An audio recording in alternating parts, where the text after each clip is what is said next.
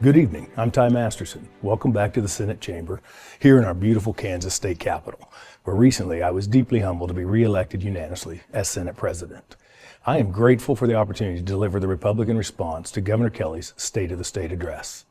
Due to the nature of this response being pre-recorded, this is obviously not a direct response to her address, but rather a response to the elements of her agenda that are currently known, and more importantly, provide the Republican vision for the coming year, including where we hope to work with the governor and where we will draw the line against her administration's more radical policies. It's worth noting that by the end of her term, Governor Kelly will have been governor for the entirety of my time as Senate President. While we've certainly had our differences, I've been pleased with our ability to work together across an array of issues. While the controversial differences certainly garner the most headlines, the vast majority of our work is bipartisan in nature, and that's a good thing. I hope in good faith that the spirit of working together can continue during her final 2 years as governor. I also want to thank you, the Kansas people, for not only re-electing, but expanding the conservative voices in the legislature, from Sherman County to Johnson County, from Manhattan to Leavenworth. You delivered change. Combined with President Trump's historic win nationwide, including a 16-point victory here in Kansas, your message was delivered loud and clear. You expect us to put Kansans first, control the overreach of government, and keep our promises, and that is exactly what we intend to do. That must begin with property tax relief and reform. Property taxes can drive our seniors from their homes and prevent younger Kansans from enjoying the dream of home ownership. For too long, it's just been a political talking point. We must act.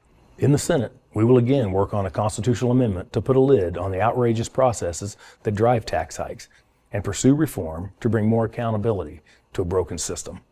Unfortunately, the governor has at this point pledged to block property tax relief in 2025. I sincerely hope she will reconsider and join us in bringing more tax relief to Kansans. Alongside property tax relief, Republicans will also continue to simplify the tax code and reduce taxes for Kansas families. Last year, we took a big step in that direction, and Kansans expect us to do more to help deliver additional relief. We will look at everything, from following President Trump's lead, removing taxes on tips, to ensuring our economic environment is primed for growth. Kansas is increasingly surrounded by states taking more innovative approaches to taxation, and we can't simply sit idle, falling behind. We must lead. As Kansas citizens, you also have a right to expect the government at all levels is on your side and operating in the most efficient and effective way possible. That's why we've created a new committee on government efficiency in coordination with President Trump's DOGE, the Department of Government Efficiency. We want to partner with you on this important initiative, and we welcome your input on how to ensure state government is most efficiently working on your behalf. Please watch for more information on how you can best communicate your ideas with us. We pledge our strong support for President Trump's effort to secure the southern border and deport those who have entered our country illegally through Biden's open border policies, especially all the violent criminals who put our family's safety at risk. Last year, we provided funding for the Kansas National Guard to aid Texas in securing the border over the governor's veto.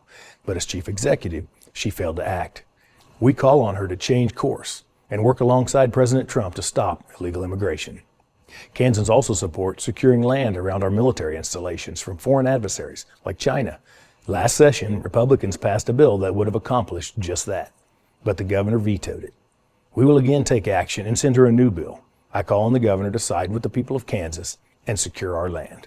President Trump's agenda to empower parents to be more involved in their children's education should be an issue that garners support across the aisle. It is time we recognize that our children and their educational futures should not be held back by their zip code. Republicans hope to work with the governor on continuing to fully fund education while moving to a student-focused system that maximizes opportunities for parents so that their kids can have the best chance to succeed and achieve their dreams. Within just a few years, nearly half the states in our union will have significantly expanded educational opportunity for their children. Given how closely tied our economy is to education, we don't have the luxury of remaining still while other states sprint ahead. Republicans support making our nation and our state healthy again. We can do this through expanding access to affordable care, through cost transparency, more competition, and less government regulation over your consumer choices, while preserving a safety net for those in our society who are most vulnerable.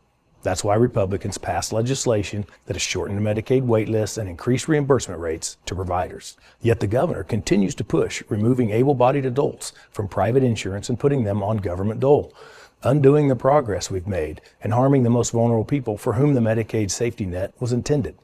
We will not let that happen. Kansans support a culture of life, as evidenced by their choice to expand our supermajorities.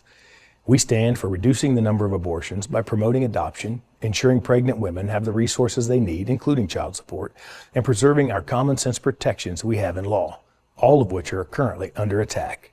In stark contrast, the governor's party remains devoted to taxpayer-funded abortion on demand, and with the Supreme Court's help, allowing the most inhumane procedures up to the moment of birth.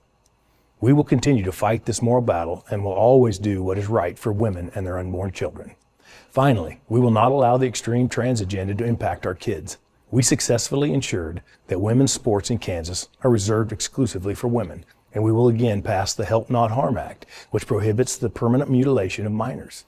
Unfortunately, the governor sided with the radical left on this topic and vetoed the bill, which we were not able to override by just 2 votes.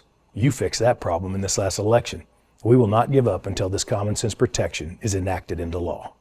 As Republicans, we are committed to putting you, our fellow Kansans, first. We continue to extend our hand of cooperation to the governor and begin this session in high hopes that she will join us in that effort.